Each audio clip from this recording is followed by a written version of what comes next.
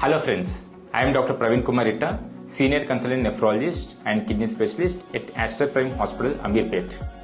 ఈ రోజు మనము risk factors for kidney disease గురించి తెలుసుకుందాం. సో ఎవరెవరికి కిడ్నీ జబ్బు వచ్చే లక్షణాలు అవకాశం ఎక్కువగా ఉంటుందో వాళ్ళ గురించి తెలుసుకుందాము. సో ఫస్ట్ మోస్ట్ కామన్ వచ్చేసి డయాబెటీస్. ఎవరికైతే షుగర్ అన్కంట్రోల్ గా ఉంటుందో వాళ్ళకి కిడ్నీ జబ్బు తొందరగా వచ్చే అవకాశం ఉంటుంది.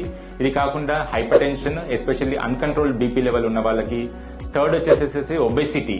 సో ఈ మూడు కాంబినేషన్ ని మెటబాలిక్ సిండ్రోమ్ అంటారు. BP, sugar, obesity. ఇది కాకుండా అడిక్షన్స్, ఎస్పెషల్లీ స్మోకింగ్, లేదంటే ఎక్సెసివ్ ఆల్కహాల్ ఇంటెక్, దీని వల్ల కూడా కిడ్నీ జబ్బులు వచ్చే అవకాశం ఉంటుంది. ఇది కాకుండా family history of kidney disease ఎవరికి ఉంటుందో వాళ్ళకి వచ్చే అవకాశం ఉంటుంది. ఇది కాకుండా రిపీటెడ్ గా కిడ్నీ స్టోన్స్ ఎవరికైతే ఫామ్ అవుతున్నాయో, రిపీటెడ్ గా కిడ్నీ ఇన్ఫెక్షన్స్ కానీ యూరినరీ ట్రాక్ట్ ఇన్ఫెక్షన్స్ ఎవరికైతే వస్తున్నాయో వీళ్ళందరికీ కిడ్నీ జబ్బు వచ్చే అవకాశం ఉంటుంది. ఏజ్ పరంగా చూస్తే ఏజ్